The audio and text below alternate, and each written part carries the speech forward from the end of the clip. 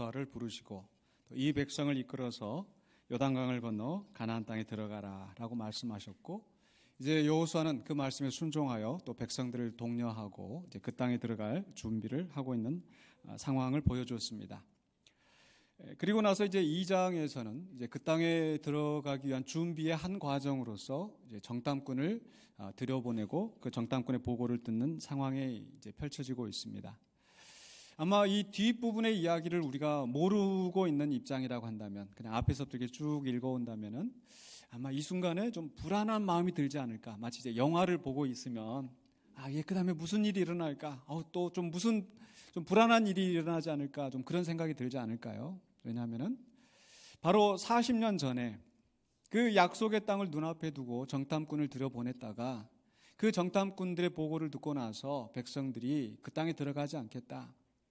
그 땅에는 아주 성읍이 높고 또 무기들이 아주 튼튼하고 우리는 메뚜기 같고 그 사람들은 장대한 거인들이고 용사들이고, 그러한 소리를 듣고 이제 우리는 그 땅에 더 이상 들어갈 수가 없다. 우리는 메뚜기와 같다.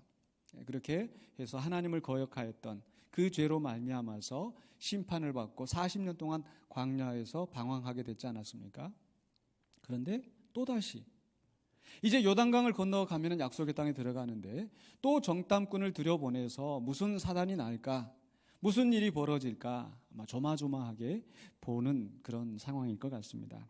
그런데 사실 2장 이하에서 이렇게 쭉 보면 이제 그 일들이 오히려 이스라엘 백성들이 두려워하는 것이 아니라 오히려 가나안 족속들이 두려워하고, 그리고 이스라엘 백성들은 확신을 가지고 요단강을 건너서 가나안 땅에 들어가서 이제 정복 전쟁을 하는 그런 상황이 펼쳐지게 되죠. 왜 이런 변화가 일어났습니까? 왜 40년 전과 지금이 무엇이 달라졌는가 하면은 바로 이 가나안 족속들이 또 하나님이 하셨던 일을 들었기 때문입니다. 하나님이 하셨던 일을 듣고 그들에게 큰 두려움이 있었다라는 거죠. 바로 2장에서 여호수아가 정탐꾼을 들여보내서 이제 그 정탐꾼들이 기생 라합의 집에 들어갔었는데 그 기생을 통해서 들은 이야기가 이런 겁니다. 2장 10절에서 이는 너희가 애굽에서 나올 때 여호와께서 너희 앞에서 홍해의 물을 마르게 하신 일과 너희가 요단 저쪽에는 아모리 사람의 두 왕 시온과 옥에게 행한 일, 곧 그들을 전면시킨 일을 우리가 들었음이니라. 그래서 모든 가나안 족속들이 오히려 마음이 두려워하고 이제 간담이 녹았더라라고 표현을 하고 있죠. 바로 여기에 이들이 들은 소문이 딱 두 가지로 요약할 수 있겠습니다. 하나는 뭐예요? 바로 40년 전에 홍해를 가르고 애굽 군대를 수장시키고 몰살시켰던 그 사건. 그리고 또 하나의 일은 바로 직전에 바로 이 요단강 동편에서 전쟁이 일어났었는데 그 두 왕, 아모리 족속의 두 왕 시온과 옥을 이제 전멸시키고 그 땅을 차지하게 했던 그 일을 들었다라는 거죠. 어떻게 보면 이스라엘 백성의 입장에서 생각해 보면 참 그 두 가지 사건 모두 다 굉장히 이스라엘 백성들에게 아주 당혹스러운, 아니 절망스러운 그런 상황이었을 것 같습니다. 왜냐하면 겨우 애굽에서 빠져나왔는데 그동안에도 계속 바로가 보낸다 안 보낸다 계속 반복하면서 이제는 나가게 될까 저제는 나가게 될까 하다가 겨우 나왔는데 홍해 앞에서 그 시퍼런 물결 앞에 가로막히게 되고 뒤에서는 애굽 군대가 쫓아오는 그런 진퇴양난의 상황에 들어가게 된 거죠. 그러나 오히려 하나님께서는 이 일을 통하여서 이스라엘 백성들에게는 절망스러운 상황이었지만은 바로 인간의 절망이 하나님의 역사의 시작점이 되는 줄로 믿습니다. 그래서 하나님께서는 이 일을 통하여 이루고자 하신 일이 있었어요. 그 일이 뭐예요? 바로 가나안 족속들이 이 소문을 듣고 두려워 떨게 하신 겁니다. 이미 하나님께서는 그 일을 준비하고 있었어요. 바로 출애굽기 15장에서도 그런 내용이 나오는데 바로 출애굽기 14장에서 그 홍해 사건이 나오고 그 다음에 15장에서 바로 이제 모세와 또 미리암이 주도하여서 온 백성이 바로 하나님을 찬양하는 내용이 나오는데 하나님께서 애굽의 군대를 몰살시키셨다 그런 내용을 이야기하면서 그 다음에 13절로 15절에서 이러한 내용을 이야기합니다. 주의 인자하심으로 주께서 구속하신 백성을 인도하시되 주의 힘으로 그들을 주의 거룩한 초소에 들어가게 하시나이다. 그 다음에 여러 나라가 듣고 떨며 블레셋 주민이 두려움에 잡히며 에돔 두령들이 놀라고 모압 영웅이 떨림에 잡히며 가나안 주민이 다 낙담하나이다. 이미 40년 전에 바로 이제 이 소문이 퍼져나가서 저들이 두려워하며 떨게 될 것이다 라고 선포되어진 겁니다. 이스라엘 백성의 입장에서는 절망과 두려움의 순간이었지만 하나님은 그것을 오히려 대적들의 두려움으로 바꾸셨다는 거죠. 또 그런가 하면은 바로 이 아모리 족속 요단강 동편의 이 두 왕과 전쟁을 하는 상황도 이스라엘 백성들에게 결코 쉬운 일은 아니었을 것입니다. 40년 동안 광야에서 방황하면서 많은 사람들이 죽어나가고 그 슬픔과 수치와 비통함을 40년 동안 겪어왔었고 이제 겨우 이제 요단강 앞에 와서 이제 이 강만 건너가면은 약속의 땅에 들어가게 되는데 또 이 대적들이 만만한 대적들이 아닙니다. 그 모압 족속이 살고 있던 그 땅을 자기들이 빼앗아서 살고 있었던 굉장히 흉폭한 그런 족속들인데 이 족속들이 대적하여서 자기들을 죽이려고 하는 거죠. 그런데 오히려 이 일을 통하여서 하나님은 더 큰 역사를 이루십니다. 그래서 신명기에서 모세가 이 일을 회고하면서 하는 말이 바로 신명기 2장 24절로 25절에서 너희는 일어나 행진하여 아르논 골짜기를 건너라. 내가 헤스본 왕 아모리 사람 시온과 그의 땅을 내 손에 넘겼은즉 이제 더불어 싸워서 그 땅을 차지하라. 아직 이제 이 시온과 이 사람들이 싸울 때 싸워라. 그리고 그 땅을 차지하라 라고 하면서 그 다음에 하는 말이 뭐예요? 같이 한번 읽어보실까요? 오늘부터 내가 천하 만민이 너를 무서워하며 너를 두려워하게 하리니 그들이 내 명성을 듣고 떨며 너로 말미암아 근심하리라 하셨느니라. 아멘. 사방으로 애워싸움을 당하고 억울한 일을 당하고 고통스러운 일을 당한 일이 비록 나를 주저앉게 만드는 그런 상황이지만 오히려 하나님은 그 일이 전화위복이 되게 하셔서 오히려 그 명성을 떨치게 하고 그 백성의 명성을 떨치게 하고 그 대적들을 굴복하게 하시는 하나님의 역사가 준비되어 있다는 거죠. 바로 이러한 일들로 인해서 바로 과거의 40년 전과는 다른 상황이 펼쳐지는 겁니다. 저는 이 말씀 속에서 바로 이런 그 하나님의 하신 일에 대한 그 소문이 펼쳐나가고 거기에 대한 다양한 반응이 있었다라는 거죠. 그래서 오늘 말씀의 제목이 하나님이 하신 일을 듣고 하나님의 하신 일을 듣고 다양한 반응이 일어나는데 아주 두 가지 상반된 반응이 나오고 이제 세 번째 이스라엘 백성의 반응이 나오는데요. 첫 번째로는요. 바로 저항하는 자들이 있었습니다. 여호수아 2장 1절로 7절에서 나타나는 사람들 저는 이제 저항하는 자다. 하나님의 소문을 듣고 하나님이 하신 일을 듣고 이들은 여전히 저항하고 있는 겁니다. 어떤 이야기입니까? 바로 1절에서 이제 여호수아가 정탐꾼을 여리고성에 들여보냈습니다. 그리고 이들은 기생 라합의 집에 숨어들었다고 하고 있죠. 외부 사람들이 들어와서 제일 소문 안 나게 숨어들 수 있는 곳이 아마 기생집이 아니었을까. 그런데 그 상황을 이제 벌써 눈치채고 사람들이 보고를 올리고 왕이 군사를 보내서 이 정탐꾼을 잡아오게 만듭니다. 찾습니다. 무슨 이야기입니까? 바로 이 여리고 왕과 군사들은 지금 이스라엘 백성들이 자기들을 무너뜨리기 위해서 지금 오고 있다라는 이런 소문을 듣고 이제 거기에 저항하면서 이 정탐꾼을 사로잡고 또 그리고 틈만 나면은 이스라엘 백성을 치려고 하고 있는 거죠. 여리고성은 지금도 이 고고학이 발견의 그 유적지 여리고 그 유적지가 있는데 굉장히 그 기초가 단단하고 그 커서 이 도저히 인간의 힘으로 무너질 수 없는 그러한 성벽이다는 그런 그 연구 결과들이 나와 있습니다. 어쩌면 그 사람들은 뭐 세상 다 무너져도 다른 도시들은 다 무너져도 우리들은 든든해라고 그런 교만함 속에서 자기들의 군사적인 힘을 믿고 바로 하나님의 군대에 저항하려는 그러한 움직임이 있었다라는 거죠. 바로 이전에도 그러했었습니다. 하나님께서 열재앙으로 애굽을 치실 때에도 애굽왕 바로는 자기들의 술사들도 그걸 할 수 있다. 그렇게 저항하면서 또 그 술사들도 이제는 점점 더 그 재앙이 하나님의 재앙이 심해져서 도저히 우리가 할 수가 없습니다. 이건 정말 놀라운 그 신의 역사입니다. 이렇게 함에도 불구하고 바로는 완강하게 거부하면서 재앙이 심해지면 조금 수그러드는 듯 하다가 또 숨을 쉴만 하면 또 거부하면서 저항하였던 그러한 역사가 있었습니다. 신학에 와서 예수님도 마찬가지 일을 겪으셨습니다. 예수님이 귀신을 쫓아내고 병자를 고치시고 정말 놀라운, 정말 권위 있는 말씀을 선포하셨음에도 불구하고 그 말씀을 여전히 거부하면서 저항하면서 예수 그리스도를 대적하고 결국은 예수 그리스도를 십자가에 못 박혀 죽게 하였던 그런 사람들이 있었습니다. 대제사장이, 서기관과 율법사들이 자기들의 기득권을 지키기 위해서 바로 예수님을 저항하고 하나님의 나라의 역사에 저항하였던 그런 일들이 있었습니다. 이 외에도 성경의 모든 역사를 보면 성경은 바로 하나님의 나라의 역사가 어떻게 펼쳐지는지를 우리에게 보여주고 있는데 그 어떤 순간에도 저항 없이 순탄하게 그저 진행되었던 경우는 없었던 것 같습니다. 그래서 하나님의 나라의 역사는 저항 없이 진전하지 않습니다. 그런가 하면은 하나님의 나라의 역사는 저항 때문에 멈춘 적이 없습니다. 하나님의 나라의 역사는 많은 저항을 겪게 되지만 그 속에서 끝까지 하나님의 역사를 이루신다라는 거죠.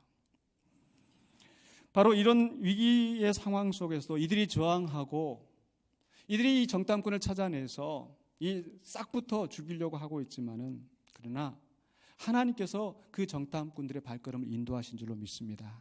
어떻게 그들이 알고 도와줄 사람을 알고 찾아갔겠습니까? 하나님께서 그 발걸음을 인도하시고 그 라합의 도움을 받아서 결국은 안전하게 돌아올 수 있었습니다. 하나님의 역사하심인 줄로 믿습니다. 이렇게 저항하는 사람들이 있는가 하면 이와 상반된 반응을 보이는 사람이 있죠. 2장 8절로 21절에서 오늘 봉독했던 말씀 가운데서도 나타나는 바로 라합의 이야기입니다. 앞부분에서 이제 라합은 정탐꾼들을 이제 숨겨주었고 군사들이 와서 내놓으라고 했었을 때 지붕에다 숨겨놓고 아니다 벌써 나갔다. 이제 저 아마 성 쪽으로 저쪽으로 나가는 걸 봤는데 지금 빨리 쫓아가면은 그 사람들 잡으러 갈 수 있을 것이다. 그래서 따돌리게 하고 거짓말로 따돌렸는데 어떤 사람은 이걸 보고 어떻게 거짓말을 할 수 있냐 뭐 이렇게 말도 안 되는 소리죠. 거짓말을 하는 것과 생명을 살리는 것. 때로는 우리가 그 더 높은 차원의 도덕적인 요구가 우리에게 있다라는 것. 그건 뭐 말하지 않아도 설명하지 않아도 이런 알 수 있는 이야기입니다. 그런데 여기서 우리가 더 주목해야 될 부분은 라합이 그 정탐꾼을 살려주었던 것이 단지 생명을 살리는 그런 문제여서 그랬을까? 불쌍해서 자기 집에서 피를 보기 싫어서 아니겠죠.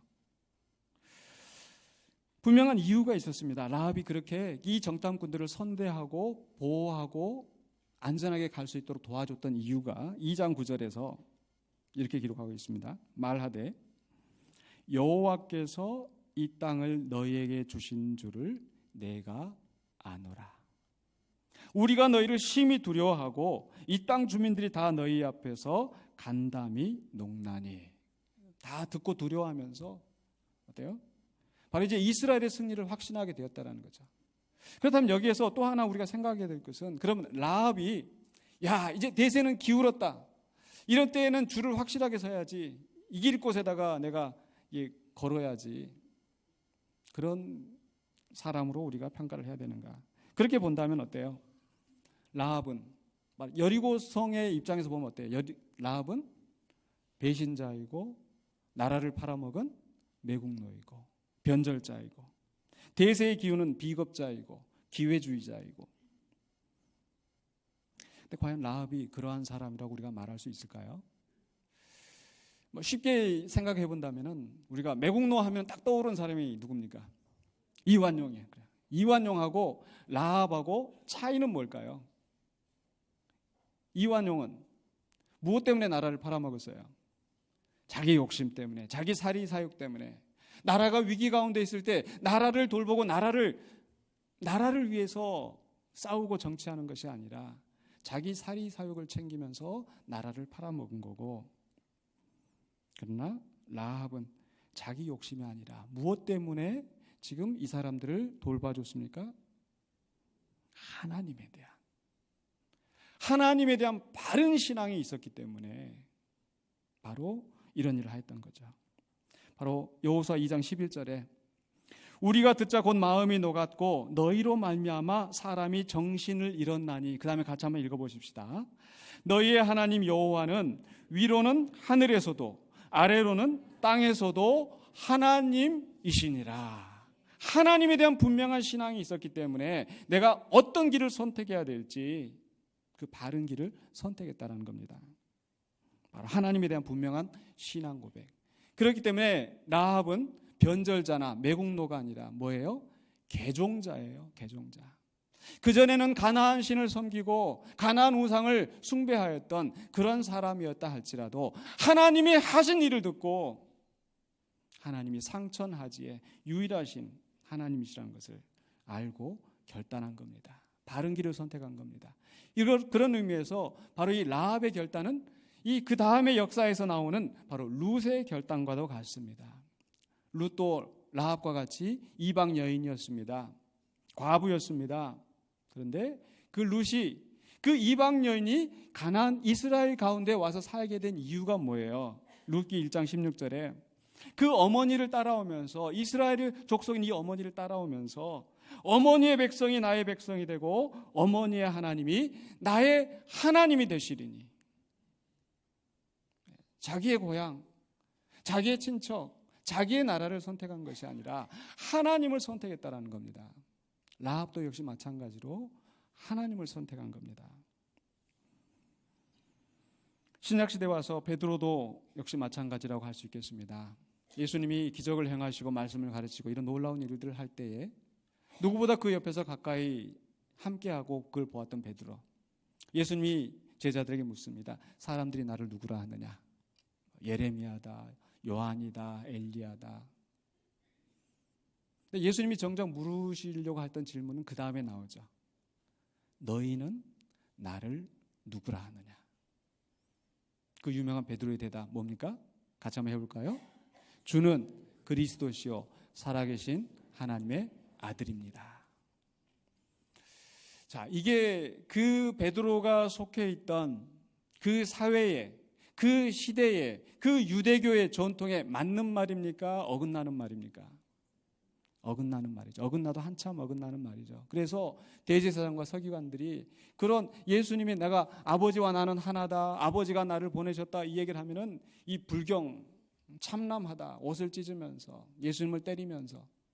그런데 사람이, 베드로가 지금 이 목수의 아들 예수를 향하여서 그리스도시요 살아계신 하나님의 아들이라고 하는 것은 그 시대에, 그 문화에, 그 종교의 전통에 맞지 않는 이야기였는데 베드로는 바로 예수님을 다른 믿음을 가지고 신앙 고백을 한 것입니다. 그 이후로도 바로 예수님이 십자가에서 죽으신 후에 부활하셔서 이제 너희는 가서 모든 족속으로 제자를 삼아 내가 너에게 분부한 모든 것을 가르쳐 지키게 하라고 하였을 때 그것 역시 이 대제사장과 서기관들의 그런 그 제도와 맞지 않는 이야기였습니다. 그러나 그런 속에서도 그 베드로나 제자들은 바로 예수 그리스도를 선택을 하고 하나님의 뜻을 찾아가는 그런 용기를 보였습니다. 바로 그러한 이야기가 사도행전 4장에 나옵니다. 사도행전 4장 18절에서 그들을 불러 경고하여, 그들은 바로 대제사장들, 대제사장의 문중들, 그 당시에 기득권을 가지고 있던 사람들, 종교 지도자들, 그들을 불러 경고하여 도무지 예수의 이름으로 말하지도 말고 가르치지도 말라 하니 베드로와 요한이 대답하여 이르되, 뭐라고 대답을 해요? 같이 한번 읽어볼까요? 하나님 앞에서 너희의 말을 듣는 것이 하나님의 말씀을 듣는 것보다 옳은가 판단하라. 어떤 것을 우리가 선택해야 될지. 바로 베드로도 주는 그리스도시요 살아계신 하나님의 아들이시니라고 고백했던 것. 예수님이 그 베드로를 향해서 뭐라고 말씀하셨습니까? 바요나 시몬아 내가 복이 있다다. 이것을 내게 알게 하시는 것은 혈통이나 육정으로는 안 것이 아니고 무엇으로? 하나님께서 알게 하셨다라는 것. 바로 하나님이 알게 하신 그 놀라운 진리로 예수는 그리스도인 것을 고백하고 부활하신 예수를 만났던 그 제자들이 바로 예수가 만왕의 여왕 만주의 주시라는 것을 고백하면서 바로 대제사장과 서기관들의 그런 압박에도 굴복하지 않고 그 예수 그리스도를 증거했다는 거죠. 분별할 뿐만 아니라 신앙 고백을 할 뿐만 아니라 그 예수 그리스도의 명령을 따라서 말씀을 증거하고 그것 때문에 그 대제사장과 서기관들의 그 숱한 고난과 핍박을 받으면서 심지어는 베드로는 십자가에 거꾸로 못 박혀 죽으면서까지 그리스도를 주라, 예수를 주라고 그리스도라고 고백하면서 살아왔던 것입니다. 라합도 역시 마찬가지입니다. 바른 신앙으로 바른 분별을 하여서 바른 신앙을 하였을 뿐만 아니라 바른 믿음을 가졌을 뿐만 아니라 바른 행동을 하였어요. 정탐꾼들을 숨겨주고 도망가는 길을 만들어주고 15절 이하에서 보면은 성벽 위에 집의 창문에서 자기 집에 이 성벽에 지금 있는 집인데 거기에서 줄을 매달아서 도망갈 수 있도록 그리고 그냥 도망가면은 또 이 사람들하고 맞닥뜨려서 잡히게 되니까 산에 들어가서 3일 동안 숨어 있다가 그리고 달아나도록 구체적으로 피할 길을 알려주면서 그 정탐꾼들이 돌아갈 수 있도록 한 거죠. 근데 여기에서 라합이 이 정탐꾼들에게 부탁을 합니다. 이제 당신들이 이 땅을 차지하게 될 때에 나와 우리 가족들, 우리 아버지의 집 살려달라. 여기에 대해서 정탐꾼들이 약속을 합니다. 약속을 하면서 뭐라고 약속을 하냐면 여호수아서 2장 18절에 보면 우리가 이 땅에 들어올 때 우리를 달아내린 창문에 이 붉은 줄을 메고 자기들이 내려갔었던 그 붉은 줄 그 붉은 줄을 그대로 메고 내 부모와 형제와 내 아버지의 가족을 다 내 집에 모으라. 그러면 바로 이 집에 있는 사람들은 우리가 해치지 않고 선대하겠다. 만약에 그들이 집 밖에 나가서 죽임을 당한다면 우리에게 책임이 없겠지만 이 집에 있는 사람만큼은 우리가 보호하겠다. 그 약속을 한 거예요. 그래서 결국 결과는 어떻게 됐습니까? 나중에 그 사람들은 살아나게 된 거죠. 그래서 어떤 분들은 여기에서 왜 붉은 줄일까? 바로 그리스도의 십자가, 예수 그리스도의 피. 좀 그럴듯하게 들리긴 하지만 좀 너무 좀 이렇게 좀 귀에 걸면 귀걸이, 코에 걸면 코걸이로 하는 게 아닌가. 그러면 야곱은 붉은 팥죽을 에서에게 팔았으면 예수님을 팔아버린 건가? 뭐 이렇게.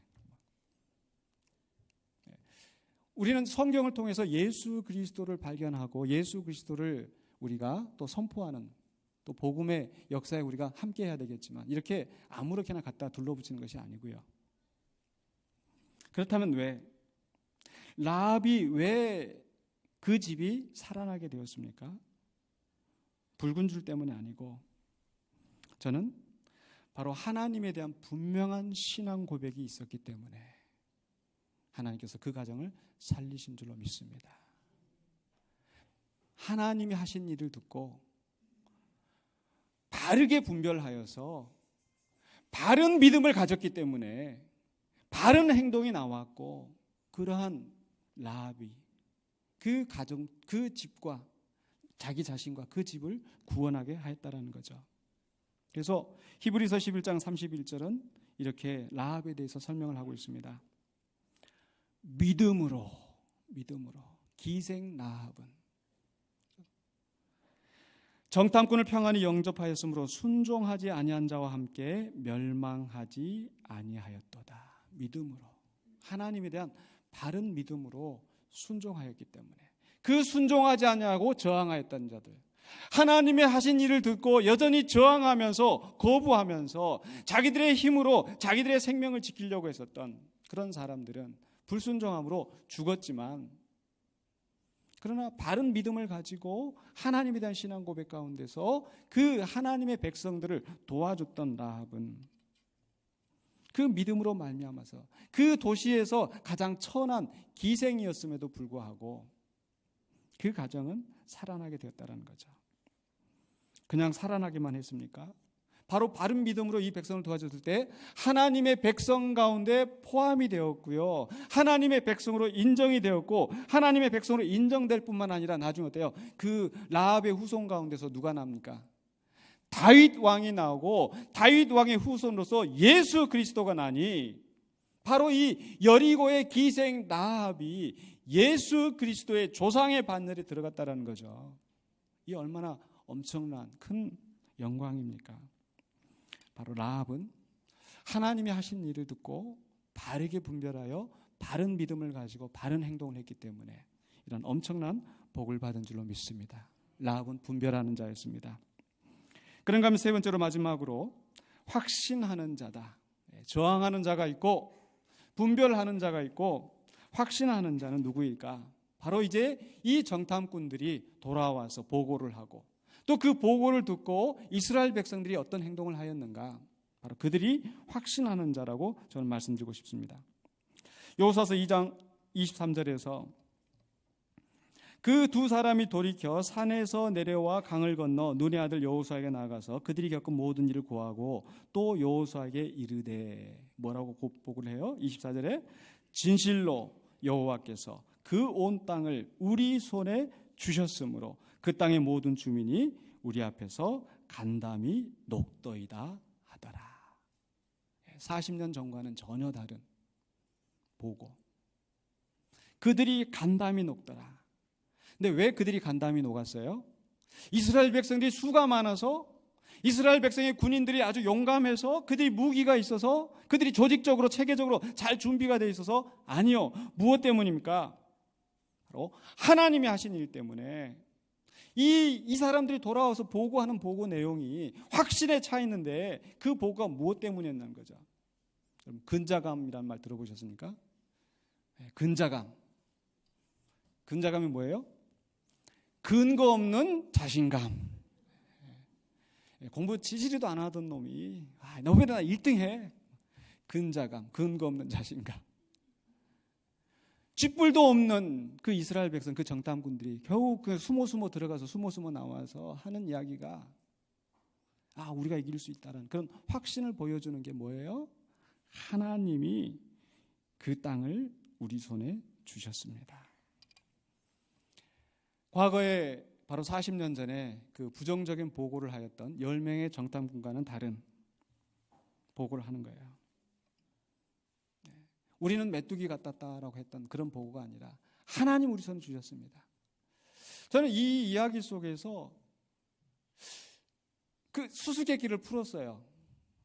맞는지 안 맞는지는 모르겠지만 이제 천국에 가서 제가 이제 하나님한테 물어봐야 되겠지만 뭐냐면 40년 전에 정탐꾼이 몇 명이 있었어요?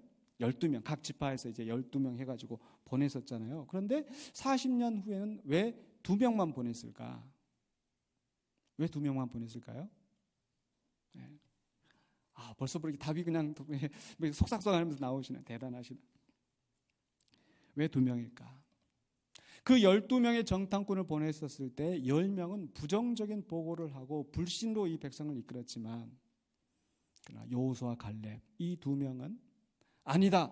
하나님이 우리와 함께 하시면, 하나님이 우리를 기뻐하시면 우리가 그 땅을 차지할 수 있다. 저들은 우리의 밥이라, 저들은 우리의 식량이라 했던 그 여호수아 갈렙.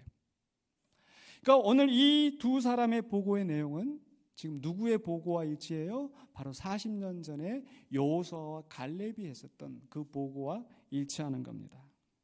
이들은 여호수아와 갈렙의 계보를 이어서 하나님의 약속과 하나님의 하신 일에 대해서 분명한 확신을 가지고 백성들을 믿음으로 이끄는 그런 신실한 종들이 된 줄로 믿습니다. 근데 이들이 어떻게 해서 그런 믿음을 가졌을까 생각해 보면 바로 신명기에서 역시 또 그 답을 찾을 수 있을 것 같습니다. 신명기는 모세가 죽기 전에 바로 이 신세대에게, 광야에서 이제 태어나고 자라난 신세대에게 권고하는 말씀인데 그 속에서 이런 이야기를 해요. 신명기 11장 25절에 너희의 하나님 여호와께서 너에게 말씀하신 대로 너희가 밟는 모든 땅 사람들에게 너희를 두려워하고 무서워하게 하시리니 너희를 능히 당할 사람이 없으리라. 40년 동안을 방황하면서 그 아버지들이 죽고 삼촌이 죽고 그런 비극적인 상황을 겪어온 이 백성들이었는데 이제 모세가 마지막으로 했던 말은 너희가 밟는 모든 땅 사람들 오히려 너희를 두려워할 것이다. 너희들을 무서워할 것이더라. 그런데 가서 정작 들어가서 보니까 어때요? 들은 소문이 기생 라합을 통해서 들은 이야기가 저들이 두려워하고 간담이 높습니다. 그런데 그 말씀을, 신명기의 말씀을 앞뒤로 더 살펴보면요, 무조건 이스라엘을 두려워하게 하는 것이 아니라 거기에 조건이 있더라고요.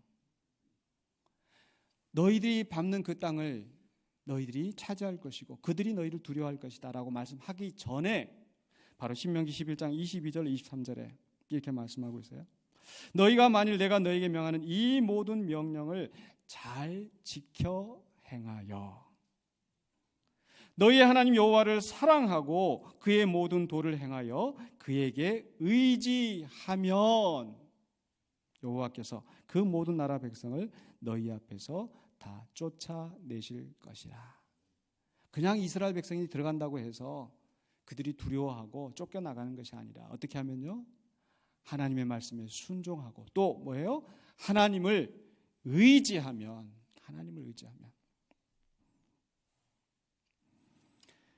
오늘 우리는 이 말씀을 깊이 새기고 확신하는 자가 되시기를 주의 이름으로 축원합니다. 바로 우리의 현실이 때로 우리의 삶 속에서, 우리의 가정에서, 또 개인적인 삶뿐만 아니라 우리 교회에서, 또 우리 국가와 민족이 어려운 일을 당할 때에 우리는 하나님의 말씀을 바라보면서 승리의 확신을 가지고 하나님의 말씀에 순종하면서 예수 그리스도를 바라보면서 바로 현실의 난관을 헤쳐나가는 믿음의 용사가 되어야 되겠습니다. 사도 바울도 그래서 그 교회에 보내는 편지 가운데서 바로 유대인들은, 이스라엘 사람들은 유대교의 박해를 견뎌야 됐었고 또 유대교의 박해뿐만 아니라 로마의 박해 아래에서 또 그 당시에 철학자들과 또 많은 지식인들의 조롱을 받으면서 있는 그런 교회를 향하여서 하는 이야기가 고린도후서 2장 14절에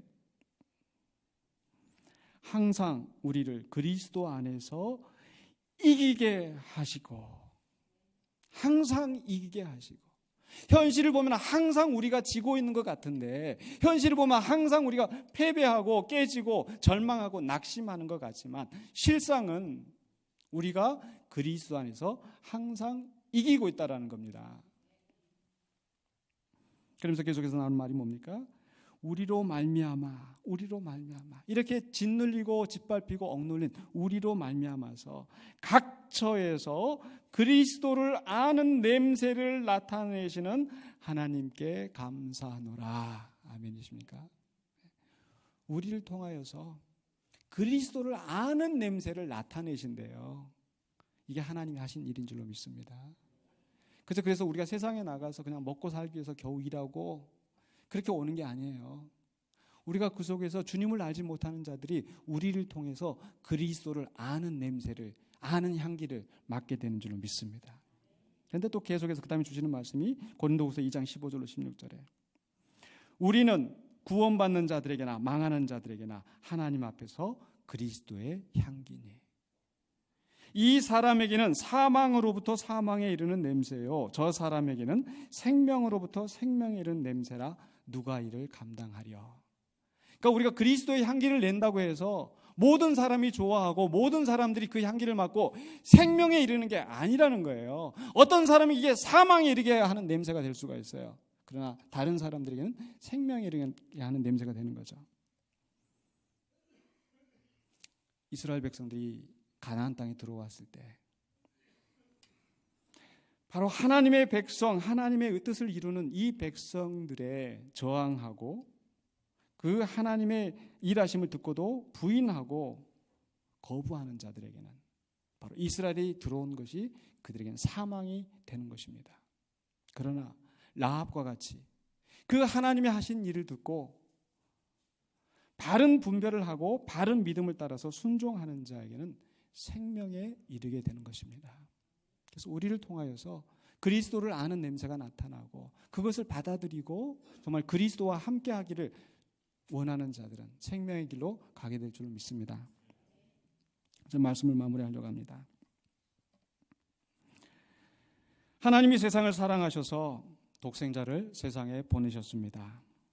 그리고 그 독생자는 아무런 죄가 없으신 분이 우리의 죄값을 치르시기 위하여서 십자가에서 그 험한 고난을 당하시고 죽으셨습니다. 그러나 죽음에서 끝이 난 것이 아니고 사흘 만에 부활하시고 사망을 이기시고 모든 세상의 악한 권세를 이기시고 살아나셨습니다. 그리고 만왕의 왕 만주의 주가 되셨습니다. 이것이 성경을 통해서 우리에게 말씀하시는 하나님이 하신 일입니다. 여러분, 그 하나님이 하신 일을 듣고 어떻게 반응을 하셨어요? 바로 그 예수를 나의 주, 예수 그리스도의 십자가가 나를 용서하시고 나는 이제 하나님의 자녀가 되었다고 고백하지 않으셨습니까? 아멘. 아멘이십니까? 그러한 자들은 이제 바로 라합이 바로 더 이상 이제는 여리고의 백성이 아니라 하나님의 나라의 백성이 되었던 것처럼 이제는 더 이상 우리가 죄의 종이 아니라 하나님의 자녀가 된 줄로 믿습니다. 그렇기 때문에 우리는 이 세상 나라에 속한 자가 아니라 어디에 속한 자예요? 하나님의 나라에 속한 자인 줄로 믿습니다. 그래서 바울이 빌립보서 3장 20절에 그러나 우리의 시민권은 어디에 있어요? 하늘에 있는 자라. 거기로부터 구원하는 자 곧 주 예수 그리스도를 기다리노니. 이미 우리는 라합과 같이 이 백성에게 하나님께서 이 땅을 주셨다라는 그 신앙 고백, 하나님이 오직 유일하신 하나님의 신앙 고백 속에서 그 이스라엘을 받아들였던 것처럼 우리도 역시 예수 그리스도를 받아들이고 바로 예수 그리스도가 이 땅에 오셔서 예수 그리스도의 십자가와 부활의 사건으로 하나님의 나라가 이미 이 땅에 침투하였고 그리고 나서 복음이 땅끝까지 전파된 이후에 예수 그리스도가 오셔서 모든 세상의 권세를 멸하시고 하나님의 나라를 이 땅에 세우실 것을 믿고 소망하는 자들입니다. 그렇기 때문에 우리는 바른 분별과 바른 믿음을 가지고 하나님의 나라의 역사에 동참하는 자들로서 오늘 매일의 삶 속에서도 오늘 하나님이 내게 주신 하나님의 뜻이 무엇인가를 분별하면서 그리스도를 아는 향기를 각처에서 풍겨나가시는 저와 여러분이 되시기를 주의 이름으로 축원합니다. 기도하겠습니다. 거룩하신 아버지 하나님, 은혜를 감사합니다. 기생 라합과 같이 천하고 약한 우리이지만 그러나 우리를 택하시고 하나님을 알게 하시고 그리스도를 알게 하시고 성령님께서 우리의 마음을 인치시사 하나님 앞에 서게 하신 것을 감사합니다. 이제 우리가 그리스도를 나의 왕 나의 주로 모시는 자로서 그리스도와 함께 하나님의 나라의 역사를 이루어가는 그 귀한 사역에 동참하는 우리 모두가 되게 하여 주시옵소서. 예수 그리스도 이름으로 기도하옵나이다. 아멘.